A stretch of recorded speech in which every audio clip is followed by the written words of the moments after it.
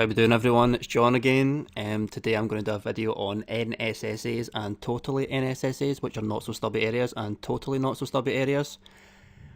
So let's just go and do it. Right, as you can see here, I've got a basic OSPF topology. In the centre, we've got area 0, the backbone. Up the top, we've got area 10 to the right, area 13 down below, area 12 to the left, area 14, and at the very left, we've got loopback 7 on router 7, configured to be all the 7s, 7.7.7.7/32, and it's actually being redistributed using the redistribute connected subnets command just to give us an E2 route to actually allow us to perform this demo. So let's go and have a look at router 5's routing table. So show IP route, and as you can see here that it's actually got access to all the 7s network here. It can actually ping it, fine. Okay, so if you've seen my other video on stubby areas and totally stubby areas, you'll know that we can actually reduce this routing table by making it a totally stubby area or a stub area. A totally stubby area will remove the IA routes, which are the type 3 LSAs, and the E2 routes, which are the type 5 LSAs. So we'll actually do that just now. We'll make the routing table more efficient and just quickly demonstrate that. So we'll do router OSPF 1. I'm going to the ABR here, number 3. And what we're going to do is we'll make area 13 and we'll stub no summary it and go to router 5 and we'll set the stub flag on that as well, and we'll do area 13 and we'll stub that one. Right, so the adjacency should now be back up. Yep. So show IP route. Now you'll see all those IA routes and the E2 route has now been exchanged for a default route. So let's just try and ping that loopback of all the 7s. And you see that we actually still have full connectivity, because what the loopback is, or rather what the default route is doing to point to the loopback, it's just saying that any route we don't know, send it out via serial 10, which goes to router 3, and you'll notice router 3 will still have its full IP address, or rather its full routing table, sorry. So it knows where to get to. However, let's say after the fact, we've got this nice efficient routing table from router 5's perspective, but after the fact, router 5 now connects to an external network of its own. So over here, it now is attached to this RIP network, RIP version 2, and the IP address is 172.16.0.0. And what it does is it wants to actually allow connectivity to this network to the rest of the networks. So all these networks should be able to see the 172.16.0.0, and by the way, for posterity, I've actually made a loopback of all the 6s on router 6 as well. So how do we do that? Let's try it. We'll go into the ASBR of router 5 and we'll do router. Actually, if I haven't made that a RIP network yet, I'll do that first actually. I'll do router RIP version 2 and we'll make a network of 172.16.0.0 and we'll no auto summarize it. And let's go to router 6 and I will do conft router RIP version 2 no auto summary, and we'll do 17,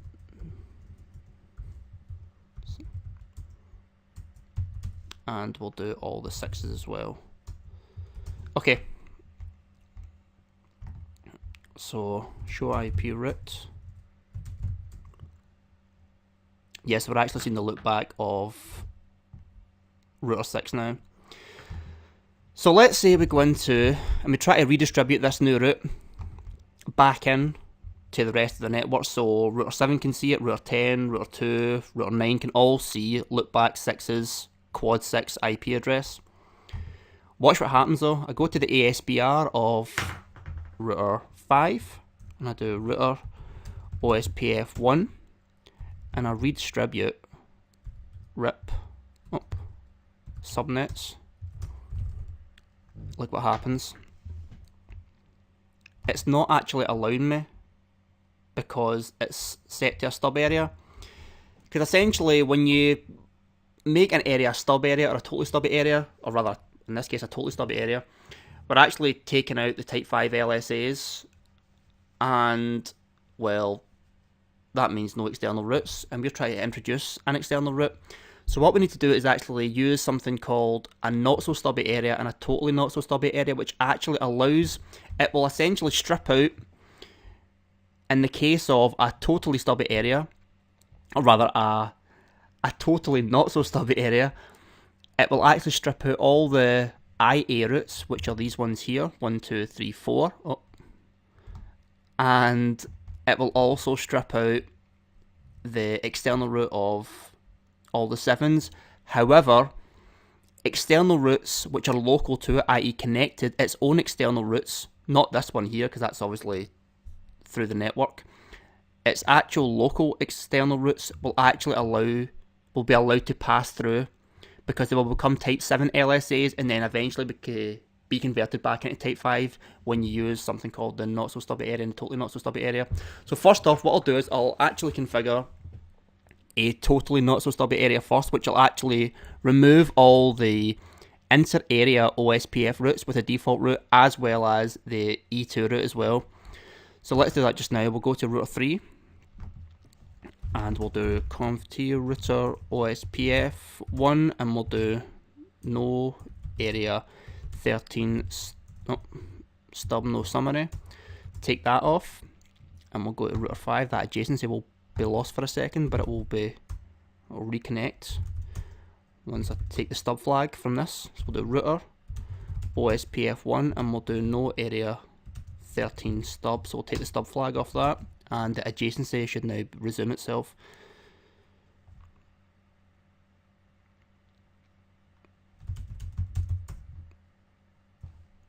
Why is that still down? Show, run.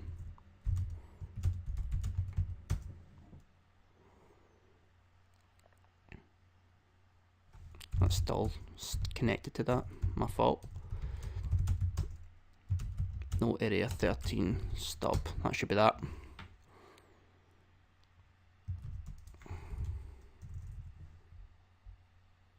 And hopefully, yep, now the adjacency's back.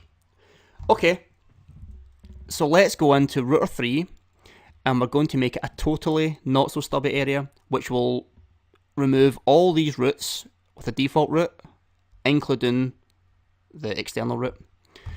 So we'll do conf t and we'll do router OSPF process ID of 1, and we'll now do area 13 not so stubby area no summary, because we're doing totally not so stubby, and the adjacency will go down. But again, once we make router 5 and NSSA, it will actually resume itself again. So area 13 NSSA. Okay, now what we can do is, if we go to router 5 again and we do conf t and we do router OSPF 1 and we try to redistribute the RIP subnets now, we can do so. And we go and we do router RIP and do it the other way, router RIP version 2, and we redistribute OSPF process ID of 1 and we'll make the metric 2. Right, so now if we go to router 5 and let's have a look let's see what's going on here. So as you can see, we have completely removed the IA and the E2 routes and replaced it with a default route. So do we have connectivity to that loopback of all the 7s on the left? Well, we should have. There we go. Now, the question was, we're trying to redistribute the RIP route on the right here to all these other routers. Now, has that happened? Well, it should have happened, so let's go to router 7's perspective and see if it's got the quad 6s and the 172.16.0.0 network available to it. There you go. It's now redistributing that RIP route, or rather that RIP network from router 5, even though router 5 is now stripping out all the E2 routes coming from its side, from its left-hand side rather.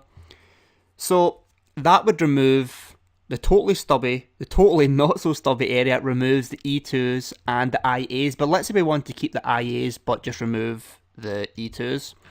So let's go into router 3 and we'll do conft, we'll do router OSPF1 and we'll do no area 13 NSSA no summary. Okay, so we'll do show run sec OSP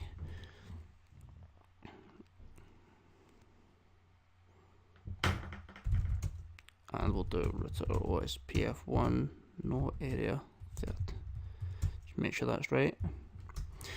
Right, so what am I doing? Actually, do you know what? I'll put that back on because I'm going to do a not so stubby area now. So we'll do router OSPF1 and we'll do area 13 not so stubby area. So it's just a not so stubby area on both sides. So router 5 should now have a default route for the external E2 route of all the 7s, but it should now see all the IA type 3 LSAs. So let's have a look at that, and we'll do show IP route. There we go. However, here's a problem though, right? How am I going to get to all the 7s? Because if you actually look closely, there actually isn't a route here. Try to ping it, there's no connectivity. Because what happened, right, and this is different from an actual stub area, a stub area will actually give you the default route, which will propagate to all the external routes. However, because we have a not so stubby area, the assumption is that the default route will actually go out to the external route, which is the RIP network.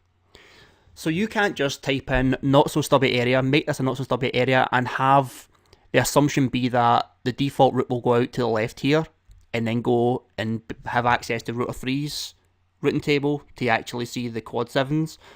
What's happening is that the assumption is that it's to go that way. What we need to do actually is to go to router 3 and tell it to be a not so stubby area and to default information originate, which basically means also make this the default route out this way to the left. So let's go to router 3, and this is quite a common mistake some people fall into.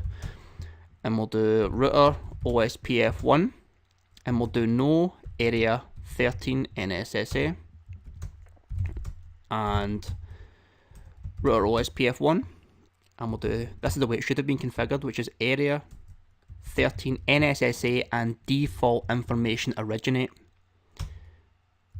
Okay, so that's a wee bit of a difference between normal stub areas, which will give you that default route automatically, whereas not so stubby areas won't. So let's go and see router 5 now. Can we ping the loopback of router 7's, quad 7's now? Well, we should, because that default route should now appear. There we go. An N2 route of the quad 0's default route. Let's try to ping router 7 loopback, and now we have connectivity.